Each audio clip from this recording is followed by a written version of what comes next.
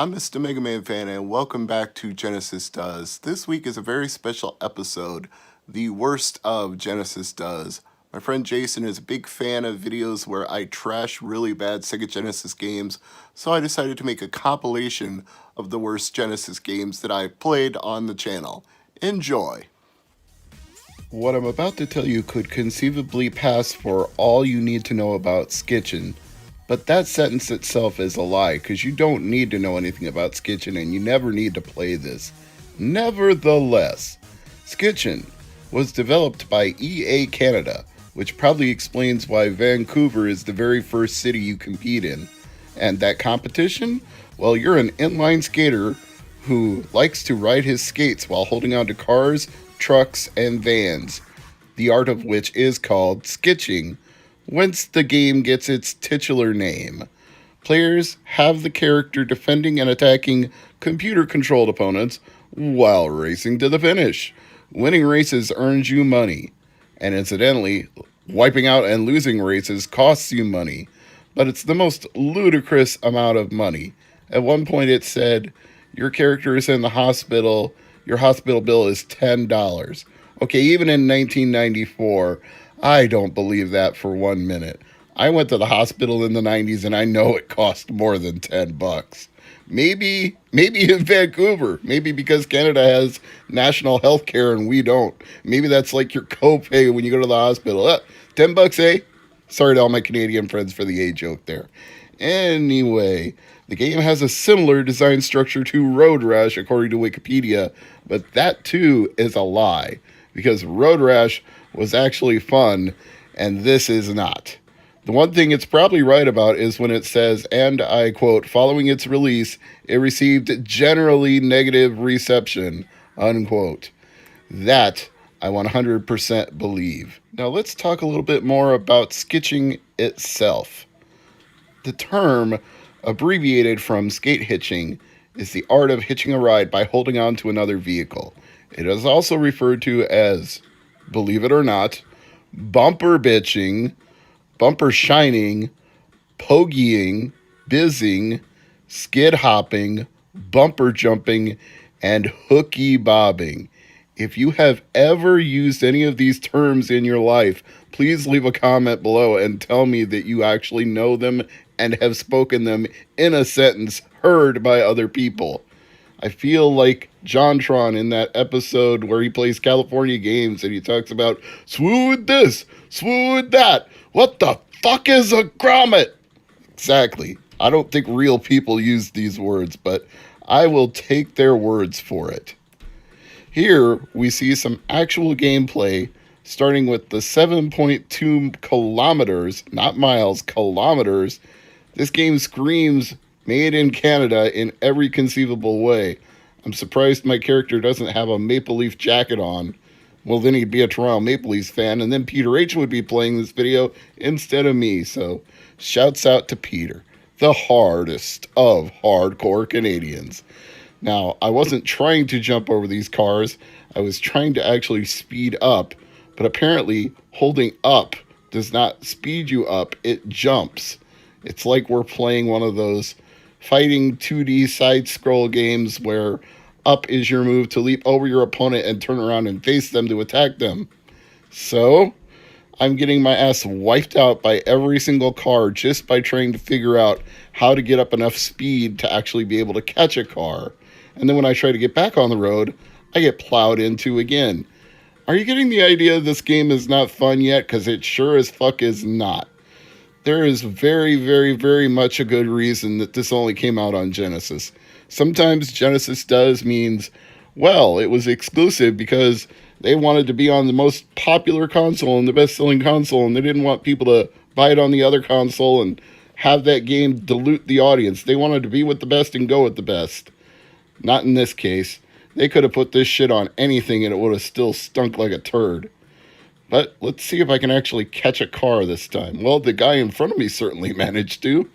Me, I'm just tripping over road obstacles as I try to get up enough speed. Yeah, there's not much chance I'm catching a car this way. The way you catch it is not even much sense whatsoever. You have to wait for a car to go by you, but then if you're not like right there when it goes by you, you've got no chance because you can't speed up to catch it and you can't slow down to match it if it's going slower than you. You've just got to catch a car when it's going by. There's so many idiotic things about this game. It would really boggle the mind to try to explain them all. So maybe I'll try to say something positive. And it's not the fact that when I let go of the car, I immediately wiped out. You would think my momentum would have kept me going forward. Here's something positive I'll say. I like the mountains in the background. It's a nice looking visual. It's not done super well. It's okay. At least they tried. I got told the other day by Jesse of Ivory Tower that saying, God bless them, at least they tried, is the southern way of saying you're fucking stupid. I'm not even trying to do that on purpose because I'm not southern, but I guess if God bless them they tried is the way of saying that, then that pretty much describes this game. And I mean no offense to the programmers because I'm sure they're all talented people. They just got assigned a great steaming pile of garbage and were told, make something out of this. You know, this game screams it's trying to be cool, hip, and rad, from the sound effects to the premise to everything about it. It's that whole 1990s aesthetic. And take this from somebody who actually went to college in the 90s. It was trying too hard to be hip. It was neon colors and attitude, like, dude, rad, gnarly, cool. Hey, man, what's up, bro? All that kind of stuff, you know? Skateboarding, skating, bright jackets, loud clothes. It was not cool at all, which is why I was never cool and never pretended to be cool and can't ever be cool even today. I'm the antithesis of cool, much like this game itself, with its characters trying to catch rides, roller skating behind cars, and hitting each other with their fists while sporting mohawks that don't look the least bit realistic. Not even Chuck Liddell, the Iceman, realistic. Just bad.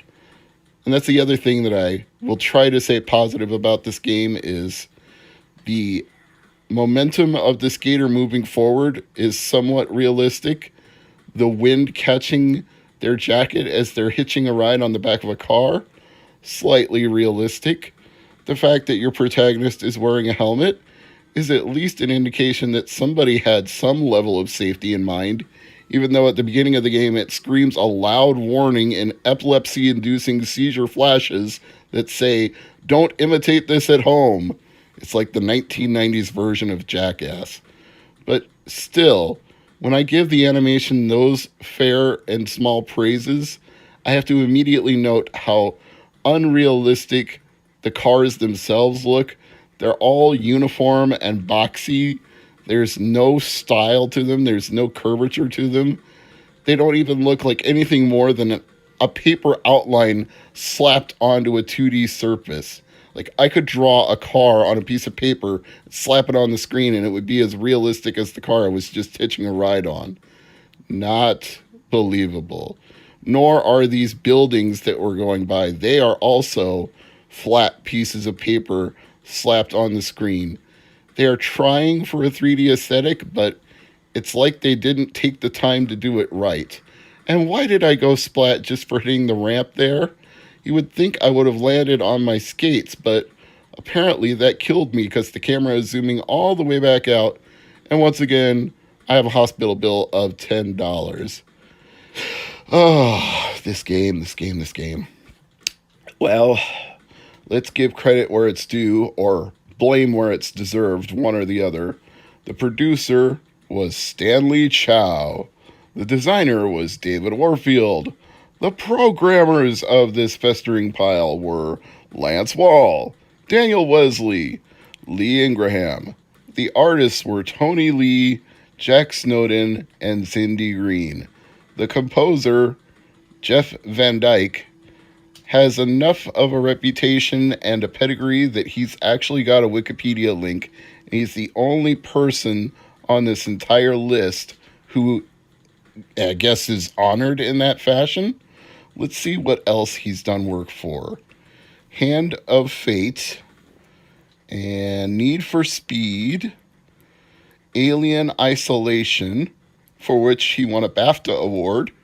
Oh, he worked on Medieval and Medieval 2. Spartan Total Warrior, which is a GameCube game I need to pick up at some point. Need for Speed and Need for Speed 2. AFL 99, NHL Hockey.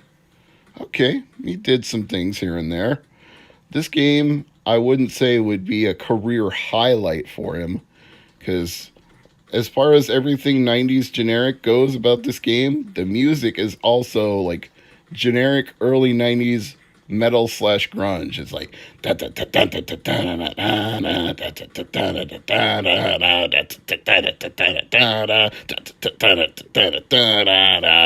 it's like a bad Metallica cover band meets a bad Pearl Jam cover band meets a bad Nirvana cover band and forms a horrible cover band just to compose music for video games. So, sorry, Jeff, you ain't getting a BAFTA for this one. No trophy for you to cheat. Maybe a pizza trophy. Anyway, I think this is about as much as we can get out of Skitchin. The only way I've found to have any success at this game is to just grab a car, hold on, and do nothing. Is that fun? Whose idea of fun is that? A video game where you almost do nothing to win. The whole point of a video game should be you immerse yourself in a pseudo-realistic or complete fantasy environment, one or the other, and you enjoy the immersion as you get to run around doing things or shooting things or traveling to places or playing things or solving puzzles or doing something. Do is the operative word there. Poder, to do. You want to do something. And all I did was hitch a ride on the end of a car and basically do nothing but keep other people from hitching a ride on the car. And somehow I wound up in second to place. So what the fuck? This game was developed by Sega Technical Institute, the same people behind Sonic Spinball, and released in 1995 exclusively for Mega Drive and Genesis. The exact dates are as follows, or semi-exact dates, because the ever-reliable Wikipedia just says September 1995 for North America. It's even less specific for the European Union, just 1995. But apparently, in Japan, it came out on an exact date, September 22nd of that year. And for my friend Ryan Taylor, this came out in Australia in 1996. So, as usual, Ryan, I expect to see your comments on whether or not you remember or don't remember playing this game. The plot is that you are a scientist named Dr. Daniel Kane. You were sneaking into your research lab to find evidence that crimes were being committed at the place you used to work. But unfortunately, your colleagues discover you sneaking in, and they do something nefarious to you, and they think they've disposed of you, but instead, their experiment to eliminate you has actually turned you into a angry, sentient, toxic ooze. This probably should have been a Toxic Avenger game now that I think about that, but it is what it is. Players control Dr. Kane as a puddle of ooze with a head, who can move around and use two attacks. One is stretching out a maneuverable sliver of ooze, whose length is only limited by how much ooze he currently has. Players can also spit gobs of ooze, which reduce the size of the ooze.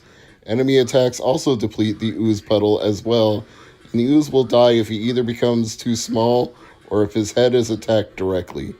He can also die by dropping off the edges of certain areas or staying on a drain for too long, which I believe I just did right there. Numerous puzzles must be completed in order to progress from one level to another. An optional goal of the game is finding and collecting all 50 helices in order to get the game's good ending.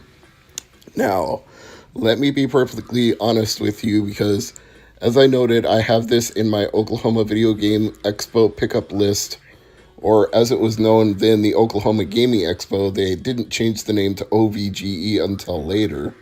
But when I picked this game up, I picked it up strictly because of the name. I knew nothing about it. I just thought, ooh, this sounds like a 1950s, 1960s sci-fi horror type movie. One of those thrillers, so suspenseful thrillers, now brought to you in full panoramic 3D. Figured it was like The Blob or The Thing. I mean, it's called The Ooze, right? So I figured any game with a name like that had to be interesting. And I wish I could say it was. I wish I could say this was fun to play. It's difficult to control because this blob is very... I mean, you can move up, down, left, right, diagonal, and all that, but because you're leaving a trail of yourself wherever you go, you're always at risk of being hit. You have an enormous hitbox, which ironically only grows larger if you absorb the ooze of your defeated enemies. So you're constantly at risk of being hit anywhere you move. And because your body size decreases when you try to use attacks, you can run out of attacks very quickly. It's like having limited ammo. And the amount of stage hazards makes it a challenge, but it also makes it a difficult challenge. And this is one of those non-rewarding challenges where it feels like the game is just punishing you for being badly designed. This top-down perspective, this limited range of motion you have because you have to get all of your blob around objects.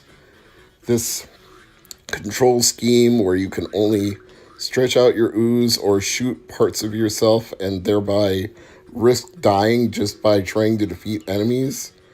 And these barrels of ooze, you would think you could like refill your ooze by touching them or destroying them, but instead they explode, so they offer no health benefit whatsoever. If there was like stage areas where you could like add more ooze or refill your ooze or suck up ooze to increase yourself or replenish your ammo, this might be more fair, but it just becomes tedious to try to complete these levels, and you'll get to a point where you'll almost complete it, and then you'll get a really cheap death from some enemy that you can no longer shoot because you don't have enough of yourself left, and it gives you a direct headshot because you've shrunk down to a small size, or it just has really good aim, like this robot sentry thing over here. And I nearly got to the exit on this one, but right as I was about to get there, I wound up going down a drain, so a stage hazard got me. And that's just the general frustration of the ooze in general. It gives you a slightly generous 3 lives to start with, and then unless you've got the stage memorized and you can keep enough of your blob together at one time, those 3 lives will evaporate as quickly as the mass that makes up your body. You can, in some respects, tell that the people who made Sonic Spinball were the ones behind this because the controls have that sort of slipperiness that Sonic Spinball did, but in that it was forgivable because it was a pinball game, so I kind of expected a little bit of looseness because it was trying to emulate a pinball table, and unlike a lot of people, I actually enjoy Sonic Spinball to this day. I don't consider it a mainline Sonic the Hedgehog game, but I consider it a pun intended spin-off that is enjoyable as its own thing outside of that. So I would much rather play Sonic Spinball than this, is what I'm trying to say. I applaud the Sega Technical Institute for trying to do something innovative and try to make something interesting outside of the norm of normal video games, but trying is not the same as succeeding. And perhaps I lost my copy of the Ooze with good reason, because now I remember why I haven't played this one in a while. It's just not that good, y'all. It's not like Skitchin' is not bitchin', the one that Jason seems to think I am singularly focused on, but no, Jason, this might actually be as bad or worse. I don't know if Skitchin' is the worst of all time, but Views is definitely not great. It has a great name and it has a great idea, and it doesn't have great execution. Currently, it goes for $9.53 loose and $20 complete in the box. But would you want to pay those prices? Well, let's give you a little look at the gameplay as I talk about what the Wikipedia entry says. And I'm not going to read too much of this because I think you can very quickly get the idea just by seeing what I'm doing. Mad scientist Dr. Machino has sent his robots to pollute the earth and endanger the wildlife. Aided by Killer Bee and Rad Rhino, Awesome Possum sets out to destroy the robots, put a stop to the mad scientist, and save the world. Pretentious much? No, not at all. This is the Captain Planet and the Planeteers of Sega Genesis video games. They really leaned into this hard. I'm not opposed to younger audiences learning about environmentally friendlier choices. In fact, I think it should probably be a part of education from kindergarten on up. I'm just not sure that putting it into an action platforming video game is really the way to get that message across. In fact, from my own personal experience when I was younger, I definitely did not enjoy people lecturing to me in times where I was supposed to be enjoying myself. Like, I'm watching Saturday morning cartoons, and then all of a sudden, an environmental PSA comes on and tells me to do my part, give a hoot, don't pollute. Those kind of things, even if well-intentioned, became a joke. Those were things that kids would relentlessly mock and make fun of and do parodies of because nobody wants that when they're trying to have fun. And then again, Awesome Possum is not necessarily the easiest game to have fun with. The controls are very, very slippery, which is not an ideal choice in a game where you're moving at high velocity as you are here. There are hidden traps everywhere that, because you're moving at such high speed, it's almost impossible to avoid. There are bear traps in the ground. There are spikes in pits. There are chainsaw-wielding robots. You're going to fly into things a lot. And each time you do, it takes a little chunk of your life bar at the top off. At least they give you a life bar that can take more than a few hits, but you are going to take those hits unless you memorize the position of everything in the level through repeated play. And repeated play is what Awesome Possum demands because you are not going to be awesome at this game from the get-go. And it's also something that doesn't make a whole lot of sense when you examine it beyond the cartoon logic that they've put into this game. For example, if this is about being awesome and saving the environment, which aren't things that necessarily have to correlate, why are there soda cans everywhere, and why are they things that you pick up for a boost? And what does that say to a kid playing it? Like, oh yeah, soda cans are awesome. Man, I need to drink more soda so I can be fast like Awesome Possum. Wouldn't that be the exact opposite of being environmentally friendly? Why would you want to collect cans? Well, maybe you're collecting them to recycle, but that's not entirely obvious. It's not like at any point Awesome Possum takes a bag full of cans to the recycling center and says, here, use these to create new cans and give me a little cash for them. That would be great. Thanks. That doesn't happen. But what does happen is you get a very ominous looking game over with a darkened screen and a whole bunch of tombstones that say, rest in peace.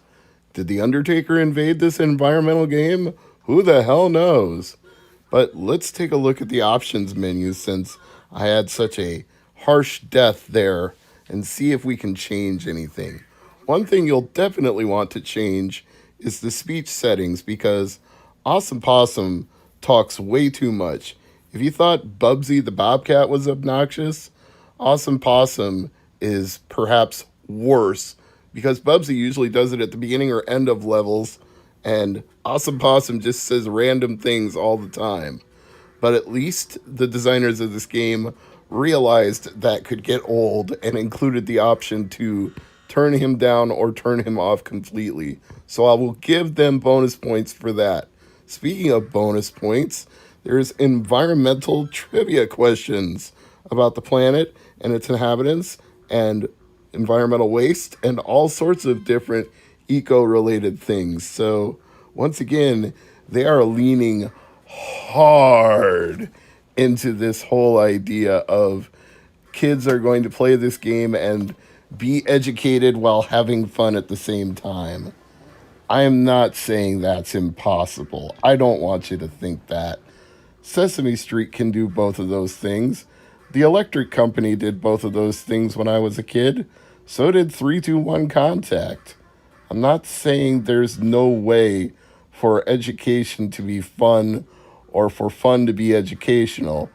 I'm just saying when you really cram it down the throat of a video game like Awesome Possum, which is trying so hard to be awesome and rad and cool, then it becomes the opposite of those things.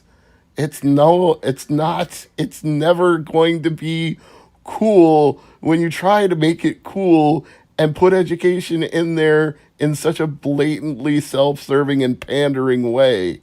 It's the very opposite of cool.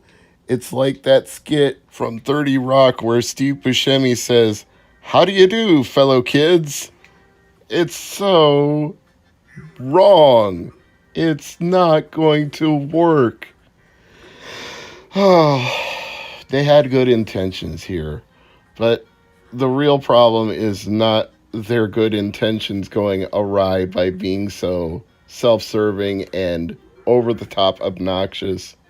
It's really the design of the game that is the biggest problem. The jerkiness of the animation in the foreground against the static animation. This is not parallax in any way. You can feel everything jutting left and right as Awesome Possum tries to move at breakneck speed, and the fact that the background is static only makes that worse. And these spike traps that are unavoidable, and these airplanes that swoop in on you. And if we're talking about design elements, why are there jet airplanes in the tropical rainforest? Again, where is the logic in this game? In its own world, it can't even make sense to itself, let alone to an outside perspective looking in on it. It's problematic. I'm not saying this is the worst game I've ever played on Genesis Does, because according to my good friend Jason Harlan, that would probably be Skitchin', which I gave such a scathing review of in a previous episode that he is now convinced this game needs to be my very own, how should I say it, albatross around my neck. It's apparently going to be the Dick Vitale's awesome, baby, of the Genesis Does series. Just like Scott the Woz has his thing, Skitchin' is now my thing.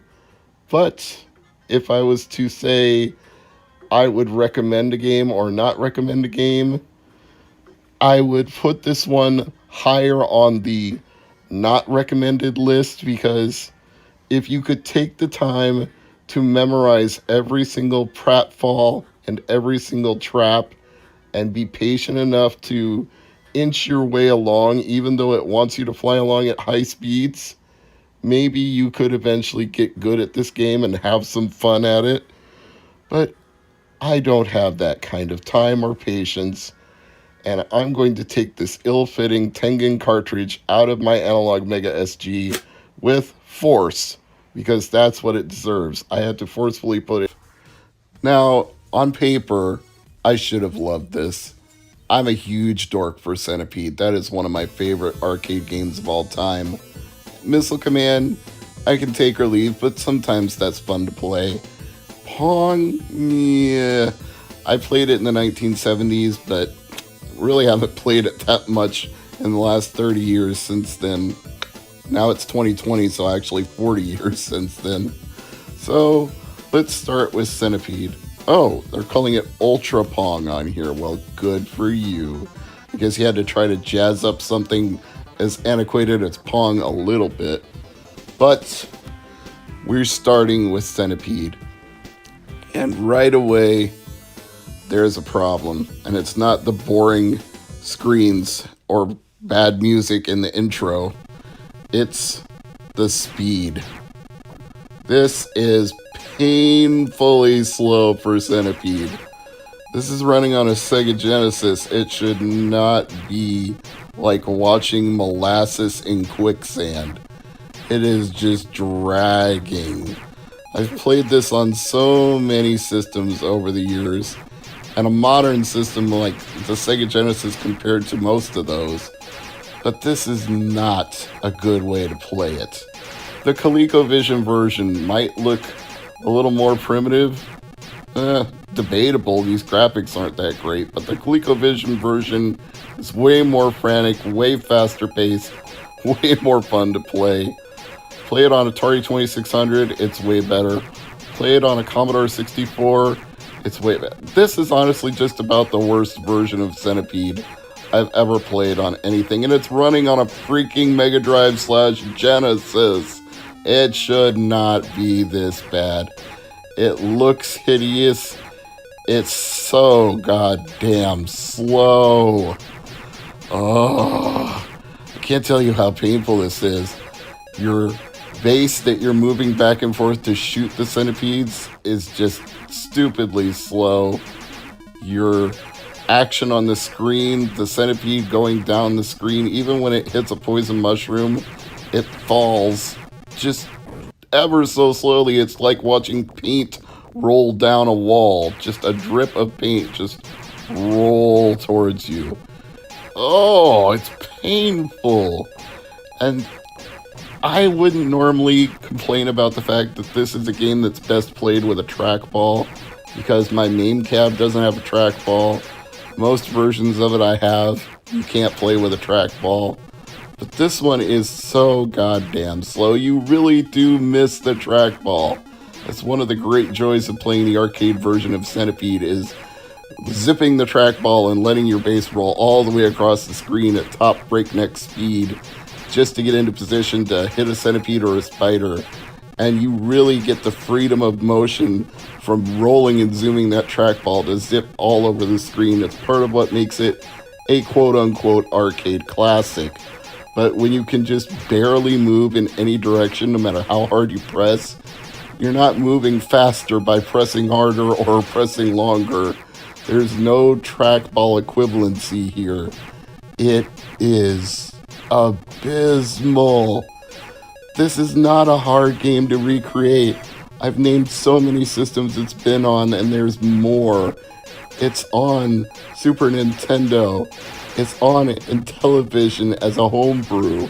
Actually, no, it might be an original one too, but I think there was a homebrew that made it even better. But, God, it's the worst, man. I don't know what to do with this.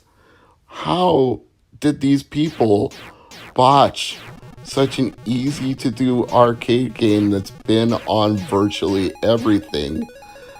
I understand the idea of creating a value package, like here's 3 games on 1 cartridge, but they've got to be good versions of those 3 games, especially when you're putting something on a console in 1996 with games from the 1980s.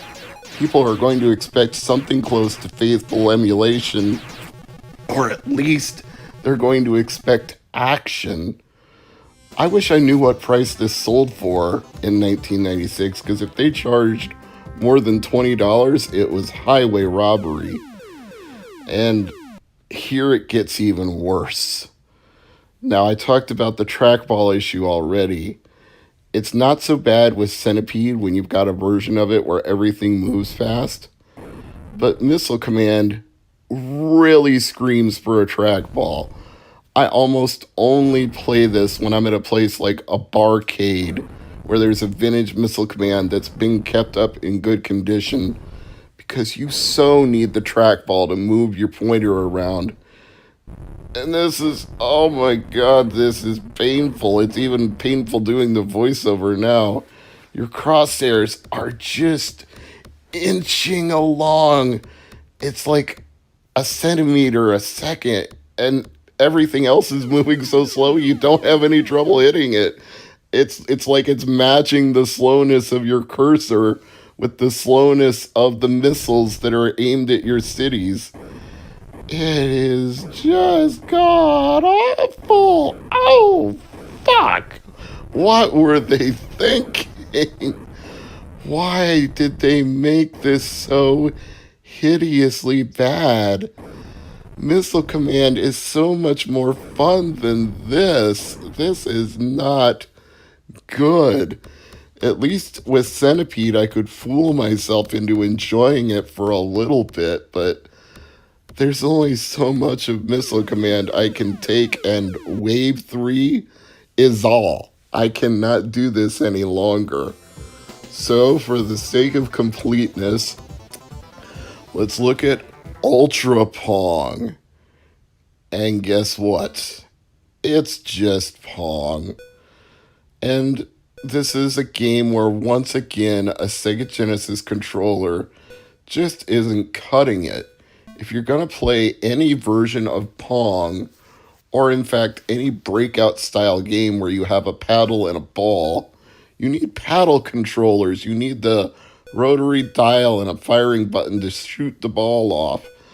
Even Arkanoid is better on the Nintendo when you have the actual Taito controller and you're not using a D-pad and A and B buttons. You need the Arkanoid controller to really play that game well, and you really need paddle controllers to play Pong well, and this isn't it.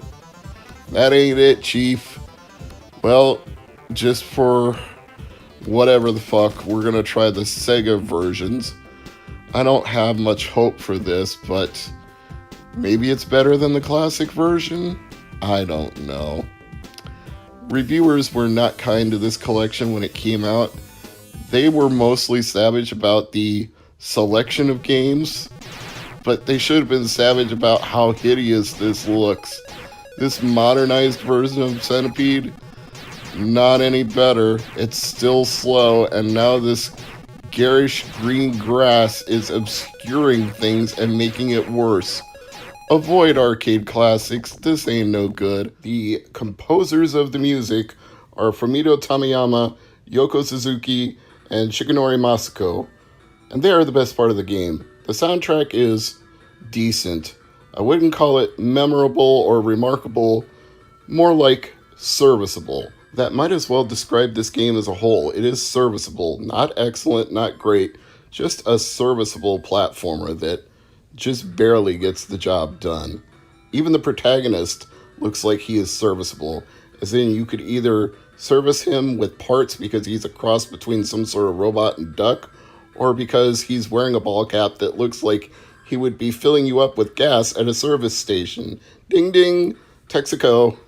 That reference may be way too obscure, I apologize about that. But always trust your car to the man with the star, and don't trust anything you see here, just like the bee in apartment 23. That's the first thing I'm going to tell you about Socket and why it can suck it, because it encourages you to go fast with the title High Speed Area, but don't trust it, because every time you start moving fast, you're going to crash into an enemy. Now, when Sonic crashes into enemies at a high speed, he's often in a ball form, so he doesn't get hurt by that because he can just pop the enemies as long as he's curled up or in that motion. Socket, on the other hand, has to shoot electricity, as you see here, and if he doesn't hit the enemy with electricity, it hurts. Not only that, you're losing electricity because you're this duck robot hybrid thing, so you have to be constantly collecting these electric bolts or little lightning bolts, whatever you choose to call them, to keep your power replenished. And if it runs low, you get this very annoying alarm that you'll hear later on in the playthrough. It goes woo, woo, woo, and the closer you get to death, the more annoying and faster it gets. Not exactly a charming aesthetic to the game. And another way that this could have been more like Sonic and been better is if you actually had the ability to ball and speed up. If you could crouch down and gain running speed and then get to run up hills like this, It would help so much. But you can't. You can't charge up your speed. You just have to figure out how to bounce your way from one bouncer to the next. And I hope you can finally make that jump and get over the top. If you could just crouch here and speed, it would save so much time. So they wanted to be like Sonic the Hedgehog, but instead of being a derivative game, it's just a badly designed game. And it's cheap in the level design too. As you can see, the bumpers kept knocking me back, and every time I would try to get momentum to jump over the bumper would knock me back again. I suppose one of the few clever things that I can say is that the start screen for every level has this pump that charges you up with electricity. It looks like a gas pump, but it's actually filling you up with electric juice. I kind of like that. Again, there are some things that aren't terrible about this game. The graphics, decent. The music, serviceable. The idea in concept, not horrible, but just barely serviceable in a way that if you had this game as a rental and you had to get your money's worth out of it, you'd keep playing it. If you got it for Christmas and you only had a few Sega Genesis games, you'd keep playing it. If, on the other hand, you had any other platform games, you would play them instead of this. You would play something better, like Rocket Knight Adventures, or Sonic the Hedgehog 3, or Gunstar Heroes. You would play something that was actually a lot more fun. Did I mention that when you bop into enemies, not only does it slow your momentum when you were trying to get up speed, it decreases your health, so you lose the electricity. And sometimes when you hit a spike, it's like up to half of the electricity that you had, which leads you to getting that wee, wee, wee alarm that much faster. And again, it's very cheap when you hit those spikes. Like, you're trying to get up speed because it's called high speed area, and then you're just going to hit the spikes because you were running fast and couldn't see what was in front of you. It teases you. The game Socket is a cock it because it cock teases you into thinking, now I can go fast, and then just ruins your expectations of moving fast by doing damage to you in every conceivable way possible. In fact, I got so frustrated at one point here, I just stopped trying to collect anything because you can't even run uphill. I mean, okay, Sonic loses momentum going uphill, but not to the degree that the protagonist of this game does. So finally, I was just like, screw it. I'm not going to look around. I'm not going to collect anything. I'm just going to start running and hope that I can keep up enough momentum to keep going without getting slowed down trying to go up a hill. That's all I want to do is collect enough electricity to survive, get up to running speed, and then see if I can run all the way to the end of the level. That doesn't make a fun game when the idea when you're playing a game is I just want to get through it as fast as I can without getting stuck. That's not a good game. That's a bad game. Oh, but I digress. Again, this is not the worst game. I mean, at least it's playable because you can control your character to the degree that you would want to. He does respond well to your button controls. It's not like the mechanics are badly programmed. It's just when you call this game derivative of Sonic the Hedgehog, that is entirely the problem here because it is derivative of only the parts that make Sonic not fun. The Sonic games where you crash into things and don't get to move fast and everything hurts. You have to tread slowly and carefully to proceed through levels. I think Sonic the Hedgehog, the first game in the series, is the most infamous example of that. In Sonic 2, you get to go fast some of the time. In Sonic 3, I kind of think they nailed it in that game in that you really get to go fast in certain areas through the loop-de-loops and some of the momentum mechanics where you get running and you run up a wall and you're running upside down. That's the fun shit to do. That's the stuff that really makes a Sonic game good, is when you can get up speed and go crazy running upside down and all around and loop-de-looping through different areas, picking up rings, racking up extra lives, and then stopping to bop enemies here and there along the way.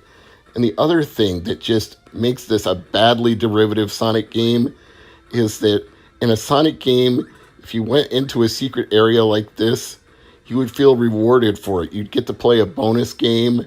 You'd get some sort of thing that you wouldn't otherwise get to see.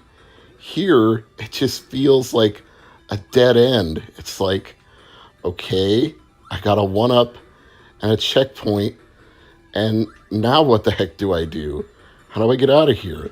I'm trying to jump, and I'm trying to land on the platform to jump out, and I just keep getting knocked back down. The level design, who approved the level design in this game?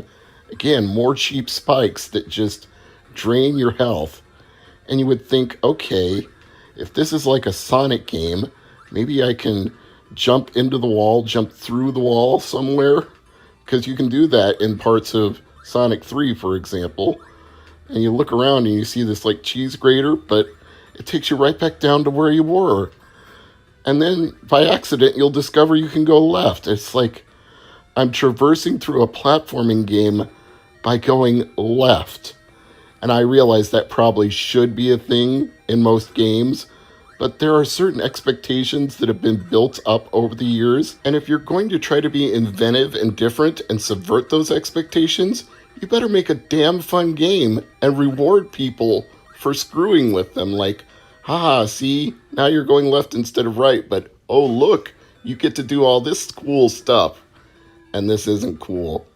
In fact, this became tedious very quickly because this checkpoint kept taking me back to the 1-up and forcing me to go back up through this area again. So it was like, I'm in some kind of purgatory right now where I can never truly get a game over, because every time I die, I'll get taken back to this 1-up and I'll get an extra life and I'll have to do all of this over again.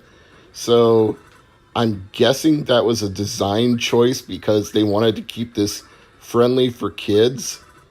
But what appeal does this have to kids? Okay, this is another nitpick I'm going to make, but as long as I'm on a rant here, let me just go whole hog. Who is this designed to appeal to? This robotic duck-looking thing. There's no backstory, or if there is, I don't know what it is because I don't have the manual, and the Wikipedia entry is less than 100 words. I mean, there's no Socket the Duck cartoon. I don't think there's a Time Dominator first cartoon, or not one that I've ever heard of. Who was Vic Tokai thinking of? Did they think this is going to be our new mascot character? This is going to be our Bubsy? You don't want to be Bubsy. If you're going to be a mascot, you want to be Mario or Sonic. You don't want to be Bubsy. And I don't think anybody wants to be Socket. Can you see Socket costumes selling at the Halloween shop in October? I can't. Can you see Socket on a t-shirt? No. Can you see anybody wearing a Socket hat? Can you see anything about this that's marketable outside of it being a video game that's a platformer? Who is this appealing to? Who is this robotic duck-looking thing supposed to grab? Like, are you getting people who like Howard the Duck? I don't think they'd be into this. Are you getting people who are into Duck Dodgers? No, because it's nothing like that. You can't even get Donald Duck. I mean, there's just nothing. It's mind-boggling to think they designed this character and thought it had some sort of niche. But the fact that there's only one Socket game, at least one that I'm aware of, shows me that it was a colossal flop. In fact, if you look at the prices, if you go to some site like Price Charting, for example, and it commands like $30 complete and $60 to $80 new, I don't think that's because it's rare. I think that's because it just was such a flop that they didn't even make more. I think there's a low print run for this game, and it's obscure, and it's one of those games that's valuable, not because it's good, and not because it's in high demand, but because it was in low demand, so they cut their losses and didn't print more cartridges than they had to. But at least mercifully, I found my way to the boss of this first area, and despite being low on health and getting that stupid woo, woo, woo, alarm. I managed to beat him.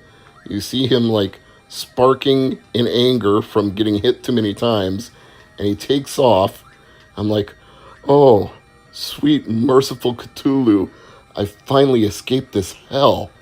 But it's not over, because this rocket very slowly descends and very slowly opens, and somehow I just zoop right into the rocket, and off we go to where another level of this game. And quite frankly, I think I've had enough of Socket. Seeing a game called 688 Attack Sub intrigued me immediately. I don't even own a physical copy of this game that I can show you, and yet I still wanted to play it for an episode of Genesis Does, just because I wanted to immerse myself in that world of being in a naval vessel, in an actual submarine, on duty in the Atlantic or Pacific Fleet, didn't care which. And I thought this would be a really fun episode where I'd get to regale you with the greatness of being the captain of a submarine. Yeah, let me just start out by saying the introduction was the most exciting part of this game. Seriously, no joke. You got some really cool music in those opening credits, and you got a scroll of a naval mission appearing on your screen as you heard the music playing, and it felt really epic and majestic. Then you get into the actual game, and suddenly you're beset by a point-and-click interface. First rant, there is nothing more tedious than sitting in front of a computer to record emulation with a mouse and a keyboard and having to use joypad controls in a video game for a mouse. I can't tell you how badly I wanted to actually grab the mouse, click on the emulator, and move that mouse around. You can't do it. It's the height of tedium to translate one to the next to the next. And there's a reason for that. This was originally a PC game, so they ported it to Sega Genesis to hopefully milk a little more life out of this franchise.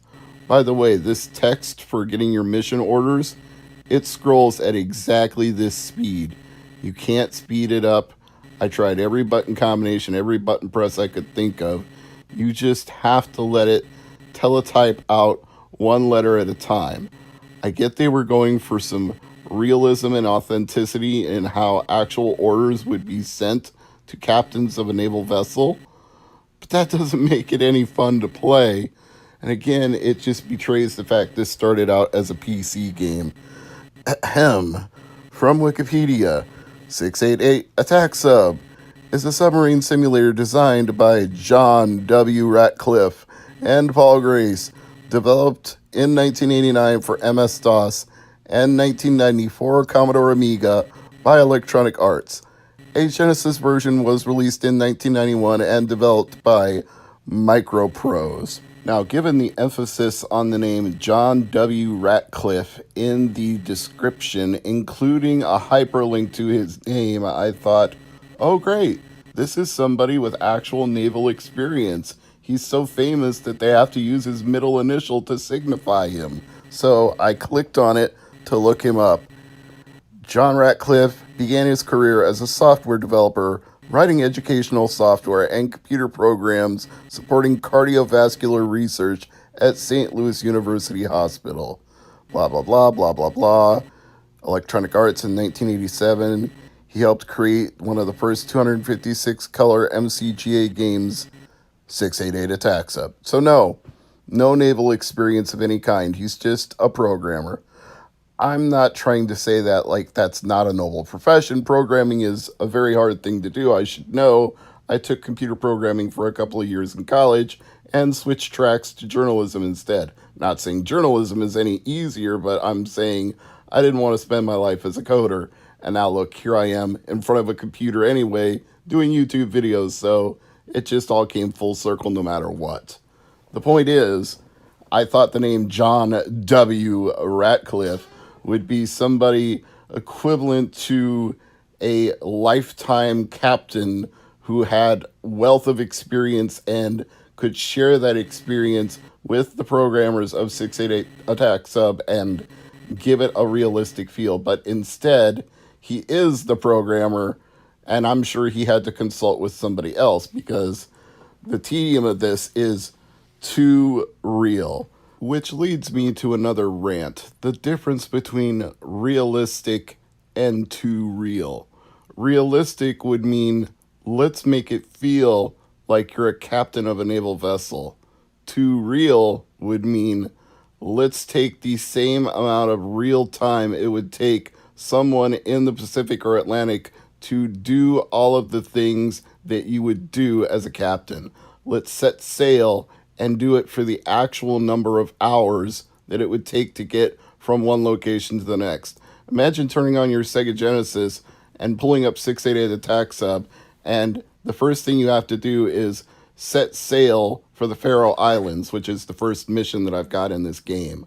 And then you had to leave your Genesis on for 3 days as your submarine made its way through the ocean depths and arrived at its destination. The only thing I can think of that would compare would be Desert Bus, and that was unreleased for a reason, even though Penn and Teller were trying to mock the idea of video games being too realistic, so they made it as realistic as they possibly could. The absolute sheer boredom of driving a bus at 45 miles an hour to Las Vegas, that's what 688 Attack Sub is. It doesn't take all that time, but it's just as tedious. And this interface is mind-numbing because there is no music, there is no action, and I'm trying so hard not to cuss up a storm right now because I wanted this to be good. Oh, it's painful. I was looking forward to this so much, and it's not just because my dad was in the Navy, it's because what kid doesn't grow up thinking about the excitement of a submarine, especially if you grew up in the Cold War era like I did, where the tensions between Russia and the United States led to things like the movie The Hunt for the Red October, where it was this idea that at any time conflict could spark off and these subs would be shooting nuclear missiles or torpedoes or dropping depth charges or attacking each other. It was just a constant heightened state of tension that was palpable. You could feel it on your skin. And this game has none of that. Not a lick. There's no excitement at all. Even some background music during the actual game, the same music from the opening credits, would have been so helpful. And you're not doing anything in any of these menus. You're not shooting at anything. You're not steering the submarine. You can plot a course for the submarine, but you can't actually control it. You can move the periscope up and down, but there's nothing to look at. You can go to the radio room and read your orders again.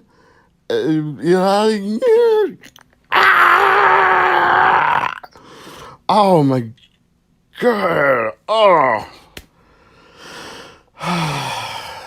Not many Sega Genesis games that make me lose my absolute mind, but this is going to be one of them because, look, I get that this was a PC game.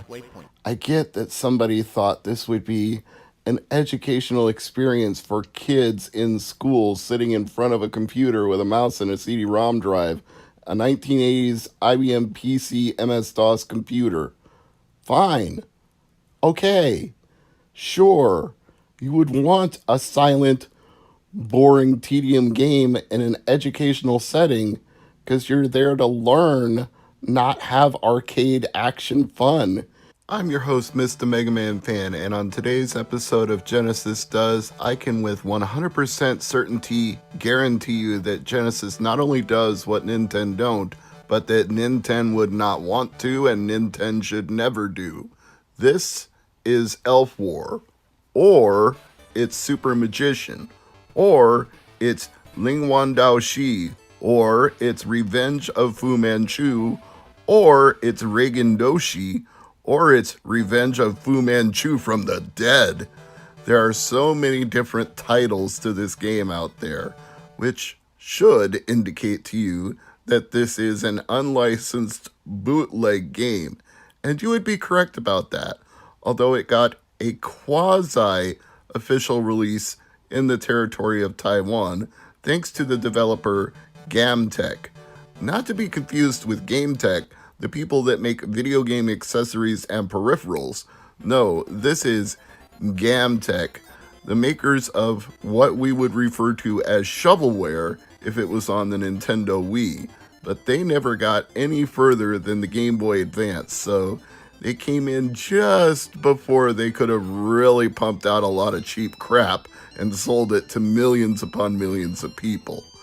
There aren't really many games that they're known for because, of course, they're bootleg games, and oftentimes they didn't even take credit for the games they developed. They worked as a shadow developer behind the scene, like a crappier version of Toze without even having the Game & Watch gallery or the legendary Starfy to their credit. They may have one game that you would actually know of, Legend of Wukong. Other than that, nothing. Well, nothing and this abomination of a game, which some people have politely tried to compare to Zombies Ate My Neighbors. No, it's not that. It's not even in that league. First of all, look at how choppy and terrible the scrolling is. Second of all, look at the fact that your hero character randomly speeds up and slows down in his walk cycle. I can't tell if that's because there are too many sprites on the screen at one time and the Genesis can't handle them all, or if the game is just poorly optimized, poorly coded, poorly executed in every conceivable way. I would say the latter because, honestly, when the enemies disappear before your shots even hit them, that either says their hitboxes are too large or their programming is just terrible. There is a decided lack of sound effects, save for a small poof when you hit something and it vanishes, which, fine, okay, whatever, but it hardly lights the world on fire when you have to listen to this repetitive loop of bad music over and over again. And sometimes you get awarded points for picking up items, and sometimes you don't. And sometimes it's clear what your objective is, and other times you're picking up an entire hot tub with a girl inside it. Yeah, what now? I guess you're supposed to rescue everyone, but there's a couple of problems with that. First of all, there are these little divots in the hedges that look like you can walk through them to get to other areas, but I've tried and I can't break through to any other areas where there might be additional people to rescue. Tried shooting at the walls, tried going through the walls, tried randomly finding new areas of wall. No, you cannot break through. There doesn't seem to be any way. Second problem is you have limited ammo, which is something I was not aware of until I ran out of it. And you just saw me die, but when you die, you don't get your ammo back. You have as many lives as you want. You can set it from 1 to 9 in the options, but you really shouldn't bother because if you run out of ammo, it doesn't matter how many extra lives you have. You're not getting any further than that. So my next thought was, maybe I can go into one of these buildings, one of these temples. That didn't work either. And then the enemies spawn endlessly. Even the ones you've killed come back and more take their place. It's kind of like Gauntlet in that they're endlessly coming at you, except at least in Gauntlet, you can find the source they're coming out of and shoot it to destroy it. You have no such ability here. Well, you wouldn't any with no ammo, but You definitely don't either way. You can't stop them from coming. So you're going to die, and you're going to turn into a pile of bones. And that might be the only amusing thing about this game is the death animation cycle. Watching your body crumble into a heap is the only reward you get for playing this terrible game. Oh, Elf War, Elf War, Elf War. You could have been something, but you're not anything. There's like 2 frames of animation for each of these monsters. They jiggle around and stutter uncontrollably, and it's very nauseating if you stare at any one part of the screen for too long, given the way it jumps up and down at you. I don't know why this exists or why it needed to exist. Gamtech did not put forward their best effort here. I'm not sure if Legend of Wukong can be called their best effort, but as Genesis titles go, it might be. It certainly is compared to this. And Lord knows this should never have been released outside of Taiwan, let alone anywhere else.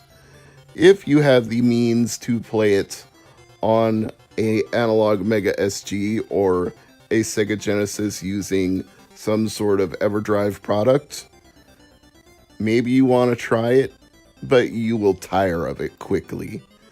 I tired of it after 8 minutes, especially with no ammo and basically unlimited lives. According to the cutting room floor, you can use passwords to progress further in the game, but if the rest of the game is like this, I really wouldn't want to, and I can't imagine anybody would. They even offer a special hex code that you can edit into the game to use a 17th password to get to level 17 of the game that the game normally does not recognize. That's telling. 17 levels, 17 passwords, and the game won't even recognize the 17th one unless you force it to. Now that to me screams badly coded video game that should not exist. Perhaps the title Revenge of Fu Manchu from the Dead was the most accurate title of all, because it feels like someone is getting revenge on you for wanting to play a Genesis game. Like, you thought you were going to have some fun? No, taste the evil dead from Fu Manchu instead. We are here to ruin your life and make your week miserable and make your year horrible and make your entire century awful. We are the Revenge of Fu Manchu from the Dead. Beware our wrath. Beware our shitty scrolling graphics. Beware our unplayable game. Beware our lack of ammo and our obtuse objectives that you will never solve. Ha ha ha ha ha! We are Revenge of Fu Manchu from the Dead, and you will regret the day that you ever put this in an emulator. It is bad. It is just bad. I'm Mr. MegaManFan, and welcome back to Genesis Does. Today, we're looking at putter golf. Don't bother trying to find a physical cartridge, there isn't one. This game was originally part of the Sega Game Toshikan, or Sega Game Library, if you translate that to English, a Mega Drive cartridge that came with the Mega Modem in 1990. We've talked on this show before about the Mega Modem and various ideas that were thought of to bring games from remote services into your home, including the Sega channel that eventually required a cable modem and a special adapter to download games to a physical cartridge and then erase them once you turned off your Genesis. So there were some games that were exclusive to these type of devices that never saw any other form of release. But this one, even though it didn't ever come out physically for the Mega Drive or Sega Genesis, there is another version of it that you can play. It's called Putt and Putter, and it's a Sega Game Gear game. You've undoubtedly seen it before if you've wandered around any retro gaming store and looked through their cheap bin of Sega Game Gear games. It's usually $2 or $3, very plentiful. Seems like a game a lot of people bought because they're like, hey, it's mini golf. I like mini golf. I'm sure my kid will like mini golf. This will be a fun way for them to play with their Game Gear. And to a certain degree, it is mini golf, I'll give it that. It is playable, I'll give it that. It's certainly not the best version of mini golf you can play. And in fact, I would go so far as to say it's a rather poor version of it. You don't get a lot of control over the ball, over the physics, over the playfield. It's very, very rudimentary, which you would expect on a Game Gear or the Sega modem given the file size and the slow bandwidth that they were using for that service, but, well, you can only forgive them for so much. To look at the entire playfield, you have to scroll 1 pixel square of your crosshairs at a time from one side of the screen to the other. There's no way to overview the entire course. Certainly no way to quickly do it. You can't speed from one side to the other. You have to tediously look at the whole course if you can't see where to shoot. And sometimes if you're impatient like I am, you'll just shoot blindly and hope for the best because you get tired of having to look at the whole course first before you do anything. It's an incredible pain. And the power meter is very unforgiving. It swings from low to high quickly, and there's no gauge on the distance that the power will provide. You don't have any way to measure how hard you're hitting it. You just have to guess which amount of power is enough for the shot you want to hit and go for it, which means more often than not, you're either going to underhit it or overhit it because there's no way to know. You just have to learn the hard way. Once you've hit it once too hard, you dial it back. Once you've hit it too softly and it doesn't go in the cup, you know to push it up a little bit. There's no excuse for this lack of finesse, and it's only compounded by the fact that it's very, very unforgiving, which I guess for a download game that's intended to be a miniature experience, maybe that's not so bad because you didn't pay the price for a full game, so they're trying to make it harder to milk the most gameplay out of a very small file. Fine, but in 2021, that's not holding water because there's no reason to take away balls every time you miss a shot and give you a game over if you're that many strokes over whatever they consider par to be. Their definition of par and the game's mechanics are totally out of whack. They do not correlate to each other. If you get to the second or third hole, consider yourself lucky because that means you've hit a couple of incredibly good shots, managed to pull off par or one over at best. At least it does reward you if you go under and give you a ball back, but again, this whole system just seems ludicrous to me. Why not just let you play every hole, no matter how far over or under you go, tally your score at the end, and then let you try to get a better score next time? That's what a standard miniature golf game would do. That's what you'd do playing miniature golf, period. You'd play every single hole, tally up your score, compare it to your friends, and then see who had the best score and try to do better the next round, knowing that you play the holes and you know the shots and you can take better shots than you did the last time and try to up your game. Or you could take a risky shot and try to get a hole in one, or you can play it safe and see if you can beat your average. Whatever. There's strategy to miniature golf, and this takes all the strategy out of it because it punishes you. It says, you suck, loser, start over again, you're not good enough, get good, it's miniature golf, dumbass, you're supposed to be better than that. Well, with these controls, you can't be better than that. Oh, it's a good thing this was a pack-in and a small download and everything else about it, because it's definitely not something you'd pay for this for if it was big and expansive, because if it was any more than what it is, it would be brutal. It's just barely acceptable at this level, and more than this would not be good. So I guess play Putt and Putter on the Game Gear if you're going to play this at all. The Sega Net version for Mega Drive is exclusive to Japan and, quite frankly, should stay that way. This is a curiosity for those who want to dig deep into the archives of Mega Drive and Genesis history. You want to learn more about obscure games that never showed up anywhere else? Fine. Then fire it up in emulation and give it a spin like I'm doing here. I don't think you need to go much beyond that. I wouldn't put it on a micro SD card and put it in an analog Mega Drive.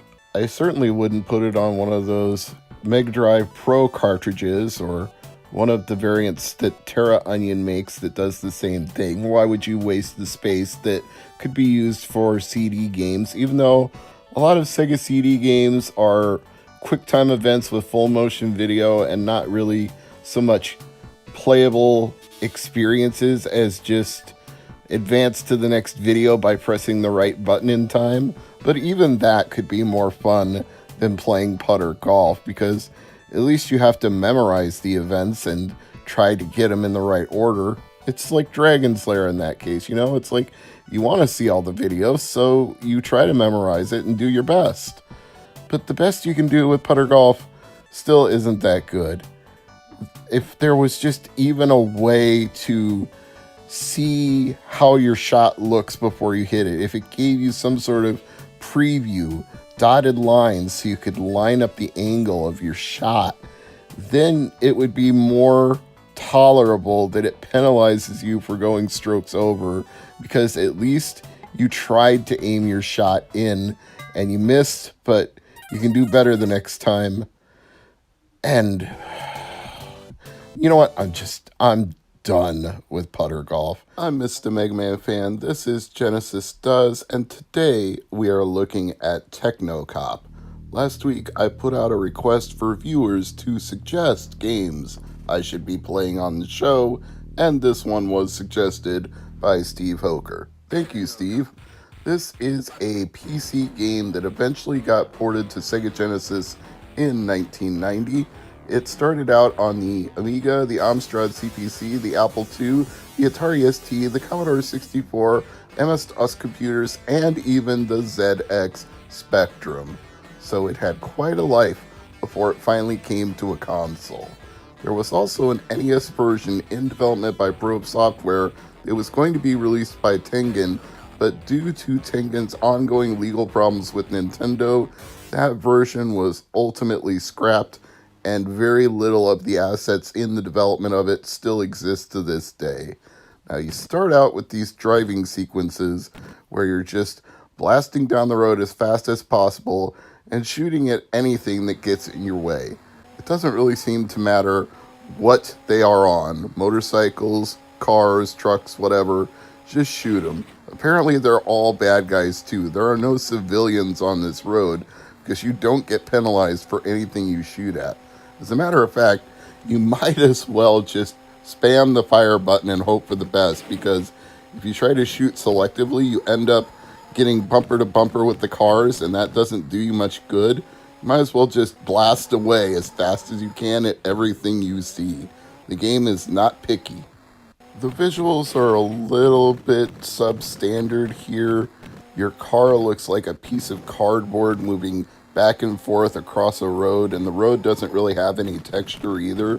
It's just a slab of gray with white lines painted on it. It really feels like a port from an IBM PC game, because this is about the level of graphics I would have expected from a PC game when I was in my teenage years. There's no visual enhancement to this whatsoever.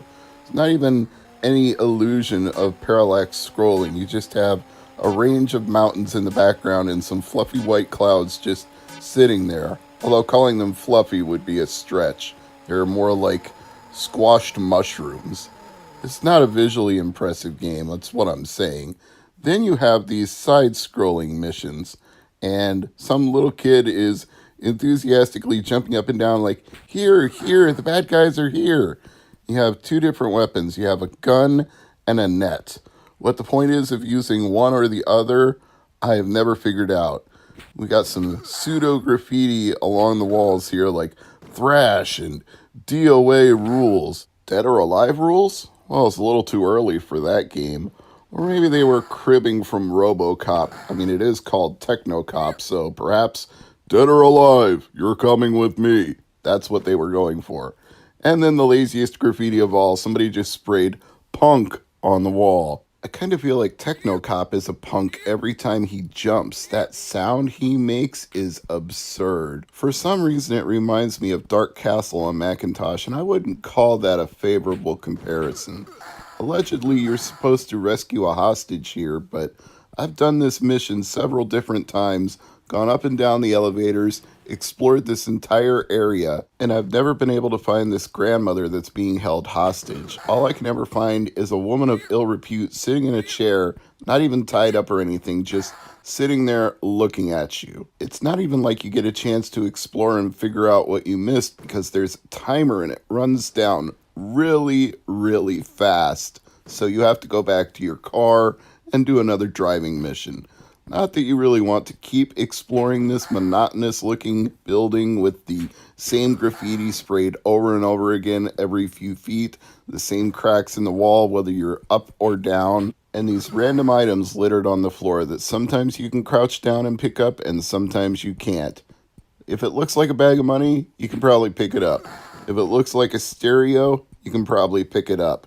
If it looks like health or it looks like an item, you might not be able to pick it up. By the way, why are this guy's veins bulging in his arms so much? Is it because he's a techno-cop, or is it because he's on more steroids than Scott Steiner and Macho Man combined?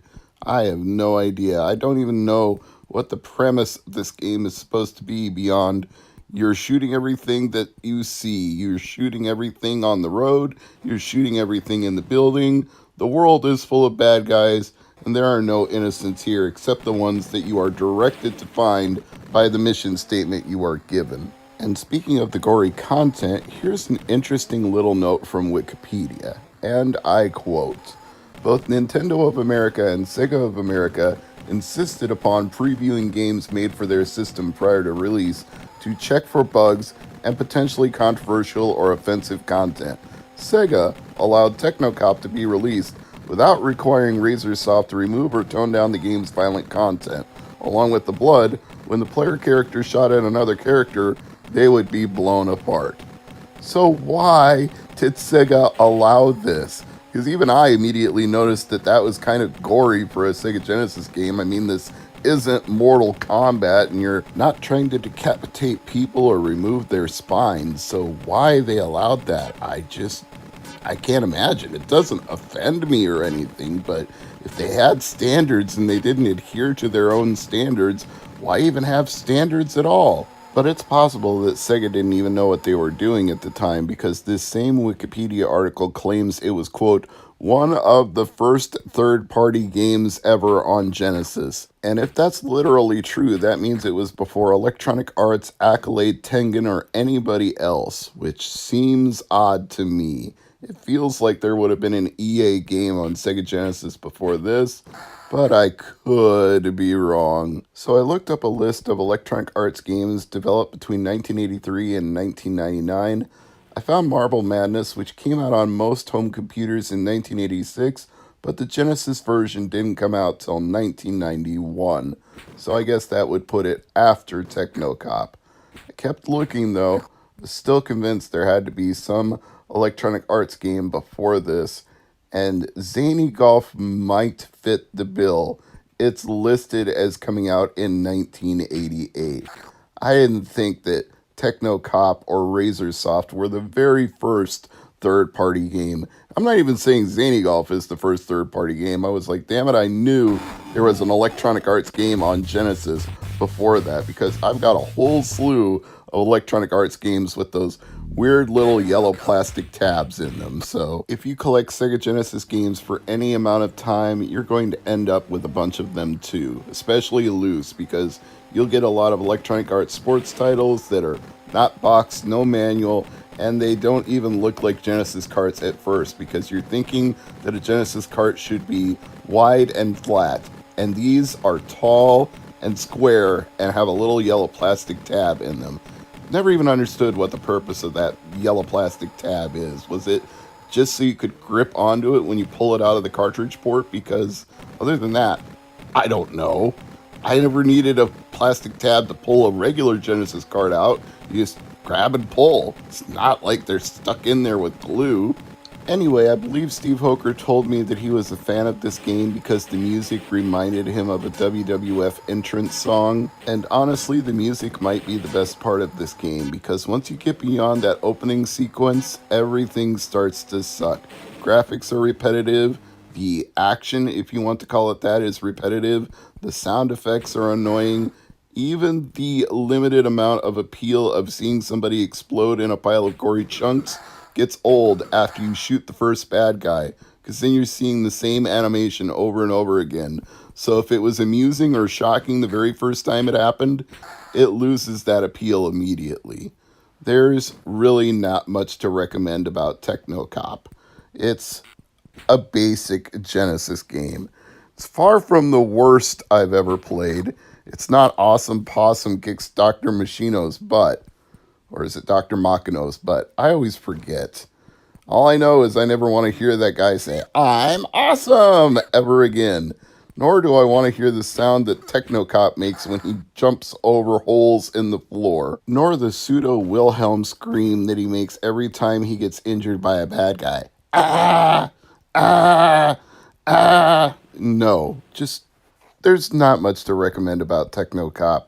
And it's not even a cheap game. It's $9.99 loose and $35 complete. So I don't own a copy of Technocop, and I'm not looking to own a copy of Technocop. I fired this one up in emulation because of Steve Hoker's recommendation, and now that I've played it, I can safely say this is not a game that you need to own. I'm Mr. MegaManFan, and as always, thank you for watching. Hey Megamaniacs, you got Mr. MegaManFan here, and we're back for another edition of Genesis Does. Today, we're looking at Talmud's Adventure from Namco. It's also known as Marble Land, but the version that I'm running is called Talmud's Adventure. And that version may be the reason for some of the problems with this game, but I also think it may be the game itself. We'll get into that in just a moment. First, I want to tell you the story of this game. You are playing as Talmud, who's on a quest to save Wondra from the evil Mole King. What's funny is when they show you the Mole King, he actually looks like a horribly evil version of Splinter from Teenage Mutant Ninja Turtles. And in fact, when the prince goes on his quest to save Wondra, he actually says, "That Rat King, I'll do him in." It's like, okay, you're acknowledging that he looks like a rat and not a mole. What am I to judge? Anyway, this game has you going to a place called Marble Land, hence the title, which is apparently such a wondrous mountaintop resort that it's actually protected by 4 fairies who make sure that everything is happy and joyful. But this evil Mole King doesn't want to just be content with ruling the underworld. He wants to rule Marble Land as well, so he kidnaps the 4 fairies who protect it and imprisons them in 4 crystal balls, and then he does a juggling act with the 4 crystal balls, somehow managing to hold them all in his rat hands, or mole hands, whatever. He doesn't drop them, which is amazing because you'd think if he's juggling 4 crystal balls and he drops one and it shatters, then his plans are ruined. You know, if I was going to trap 4 things in 4 crystal balls, I'd set them all down on a table somewhere, preferably with a pillow under each one so it doesn't roll away, fall off, and hit the floor. But maybe this guy's not such a genius. I mean, after all, he is the king of a place called Underworld, so what is he doing? Digging around in the ground all day? Is he like a honey badger? Honey badger don't care. Honey badger, oh, he got bit by that cobra. But he's going to take a nap, and he's going to come back, and he's going to finish his meal. Oh, because honey badger's crazy. Honey badger don't care. Mole King don't care. Mole King don't give a crap. So, anyway, that segue aside, what ends up happening when you play this game is it's a side-scrolling platformer. Oh, shocking, right? A side-scrolling platformer, like we haven't seen those before. And this one is pretty generic by side-scrolling standards. It got compared to Super Mario Brothers in a couple of reviews, but that is exceedingly generous because with Super Mario Brothers, when you're controlling Mario, it feels natural. His movements have been carefully attenuated to the controller that you're using so that when you jump, you feel like you're in the air for the right amount of time. And when you land quickly enough when you come back down. And when you move left and right in midair or on the ground, it feels like you're always going to land where you intend to. None of those things happen when you're playing as the hero who is rescuing Wondra. Talmot is floaty, and I mean that in the JonTron sense of the word when he's talking about the Bubsy games. You hang in the air forever, and it's very, very hard to judge where you're going to come down, which means you can have stupid deaths like that one because the hitboxes on these enemies are enormous, and yours to attack them is apparently not. So unless you land directly on top of them, if you even scrape 1 pixel to the side of them, it's insta-death. I do not understand the reasoning behind that at all, but it means deaths are cheap and plentiful in this game because unless you're able to control it, you are going to die a lot, and you're going to die a lot in the most stupid ways. There's other frustrations here. These things say push, so I attempt to push them and they don't move. But then there's a plunger for a pinball game and you can push that and it fires off a ball. So why can I push one thing and not the other? I don't get it. There's so much wrong with the way this game plays and controls, and everything is moving in slow motion. Like that old song by Juvenile, slow motion baby, slow motion baby, slow motion baby, moving slow motion baby. I don't like it like that. Oh, Prince Talmot is a ponce. I am not sure why he is so awful to control. I'm not sure why these graphics are so garish. And there's an attempt to have parallax scrolling in the background with some clouds moving by, but it's so generic looking because it's just blue sky with a few white puffy clouds that aren't even that detailed. So you're looking at nothing moving in the background against awful renditions of a carnival or amusement park, and you've got enemies that boomerang projectiles at you that you can't avoid. You're moving so slow you can't even jump to get out of the way. And then the icing on the cake is that when you run out of lives, the game just crashes.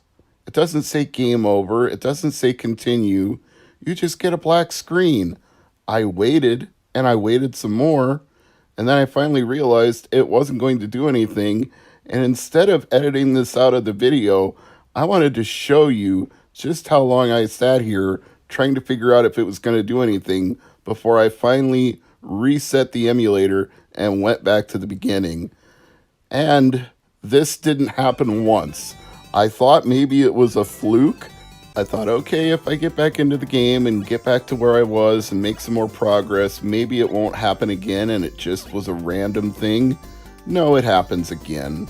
So either my emulator sucks balls, which I don't think so because I use it to record a lot of footage for Genesis Does, or this version of the game is poorly coded, which seems to me the more likely culprit, or it's just a bad dump of the game, which for whatever reason causes it to crash when you run out of lives. Maybe it's an overflow error because of the way it was dumped, but to me, an overflow error would be a coding problem, not a dumping the ROM problem. So I'm going to blame the game. But if you have Talmot's Adventure, please go ahead and tell me your own personal experience from running it on the console of your choice.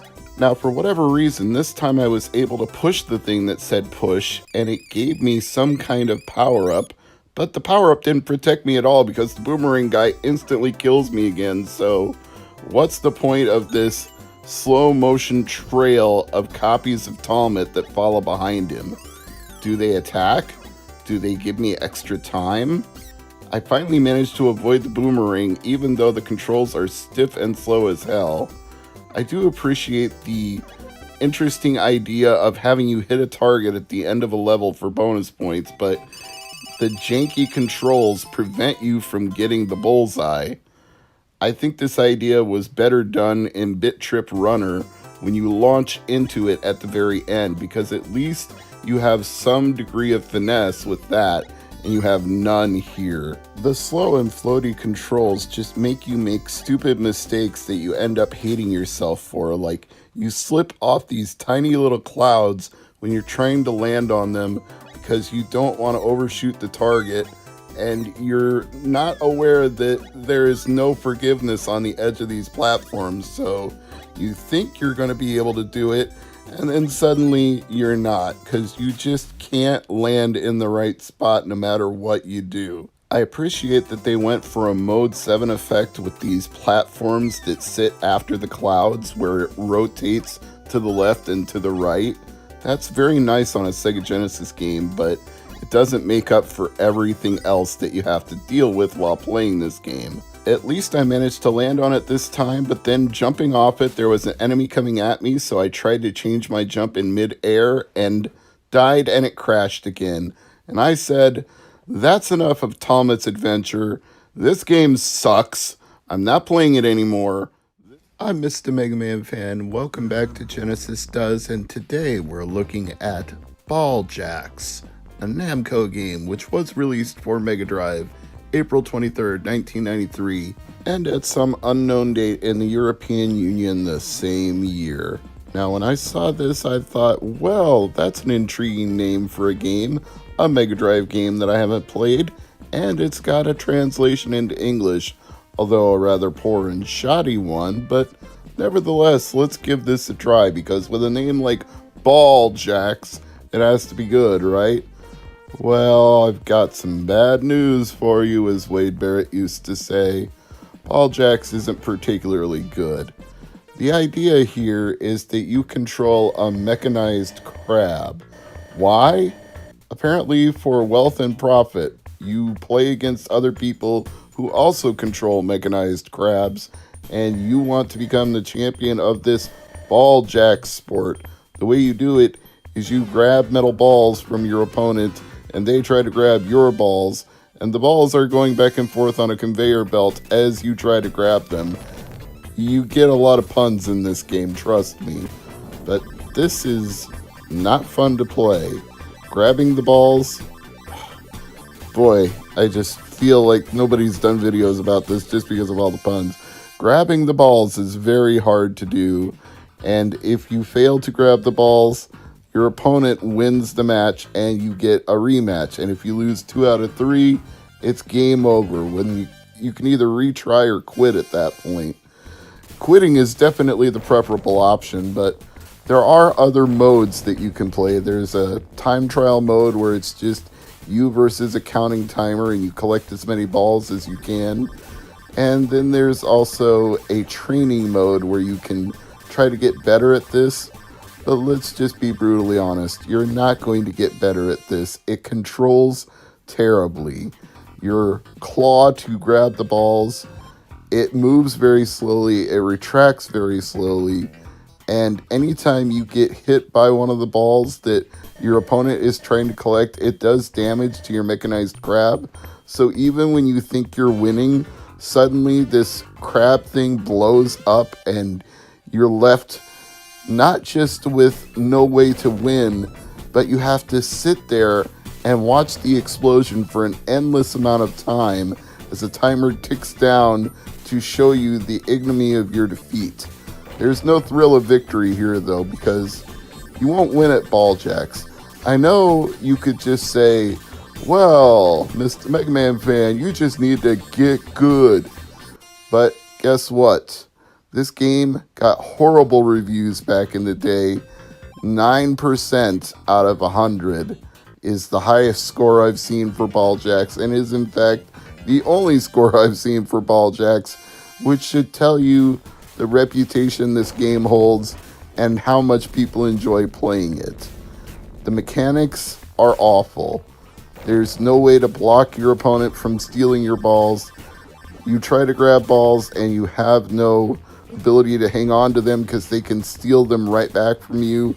You can't really attack your opponent if you could shoot at them or shoot balls toward them. If there was some way you could defend yourself from their balls, some sort of shield you could put up to block shots coming at you, if there was any minor improvements to the gameplay here, anything at all, Ball Jacks would be better. But it's a bad game. It looks good. It obviously has some amount of detail put into the sprite work. The soundtrack is okay. And it's impressive that they digitized the name of the company at the beginning, Namco. Well, kudos for that. That's about the only things you did right, because in terms of actual gameplay and the fun you will have playing Ball Jacks, they did everything else wrong. The only thing fun about Ball Jacks is the puns that come from Ball Jacks. Make all the jokes you want about grabbing balls, because they are all more fun than this game. It's a stinker. 4 fingers and a thumb. It stinks that much. It's all 5 in the stink. So let me just tell you, do not buy this game. Do not play this game in emulation. Do not pull it up for a laugh. Leave it to somebody like Vinesauce if he does a stream of the worst Sega Genesis and Mega Drive games, because that is the only suitable fate for Ball Jacks. I gave it one last mighty hurrah here for the stream. I wanted to see if I could accomplish anything, and just when I felt like I was starting to get the mechanics down, my ship exploded in defeat. And there were 3 minutes left on the clock, and I was like, no, I'm done here. I'm not going to sit here and watch this ship explode again. I'm Mr. MegaManFan. This is Genesis Does, and today we are looking at Planet Message Quiz. Planet Message Quiz? Planet Message Quiz, which only came out in Japan. Only on the Sega channel for Mega Drive users. So there is no cartridge, there is no CD, there is no physical media of any kind.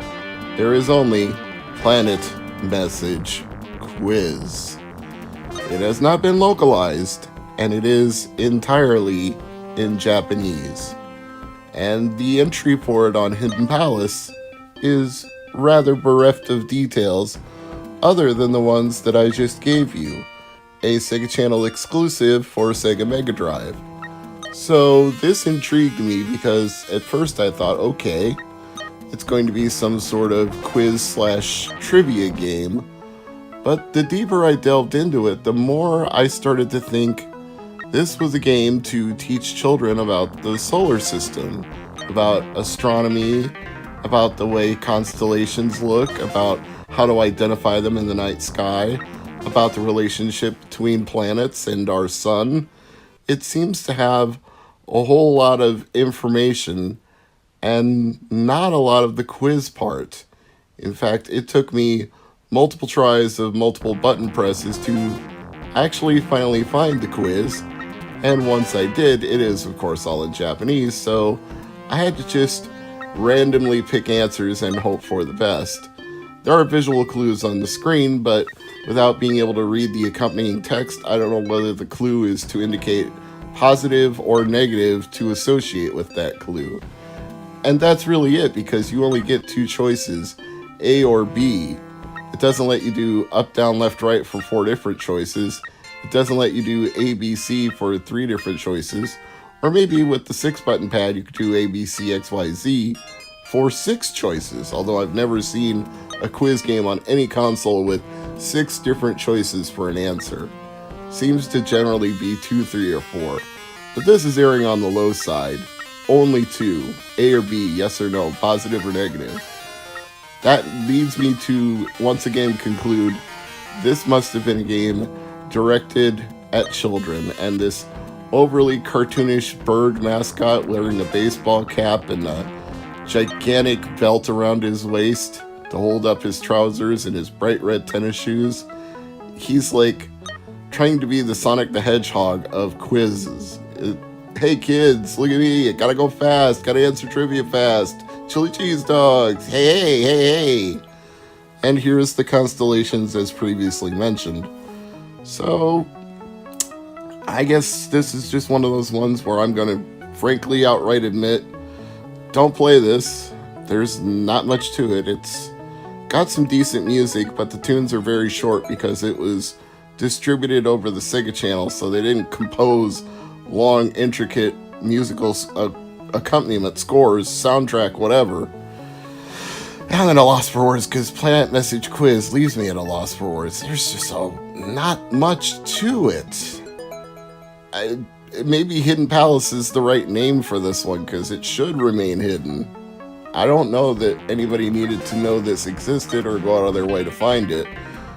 I would argue for the sake of preservation, video game history, Frank Cifaldi and all that, it's good that somebody dumped this, however they were able to do that, considering Sega Channel has long been defunct. Maybe the original developers were the ones who leaked it themselves. Let's see. What does this say on Hidden Palace? Build name planet. Dump name released. Dumped by TD Gital. TD Gital has T-Digital. Pardon me. T-Digital has released 52 prototypes. Wow, T-Digital's been incredibly busy. A lot of Sega Channel stuff, though, so I guess Planet Message Quiz shouldn't be much of a surprise. There's also Slam and Jam, The Godfather, Captain Quasar, Battle Sport, and oddly enough, 007 from Russia with Love. So we got a lot of Sega stuff, and then some just random stuff by T-Digital, but good on you, T-Digital, for working to help preserve the history of video games. Although calling this one a video game would be the very loosest definition of video game. I suppose the fact that you play it through a Sega Genesis makes it a video game, but not much more than that. I mean, if you did banking on a Sega Genesis, would you consider that a video game? I wouldn't. So, Planet Message Quiz. Planet Message Quiz. That's all there is. Genesis.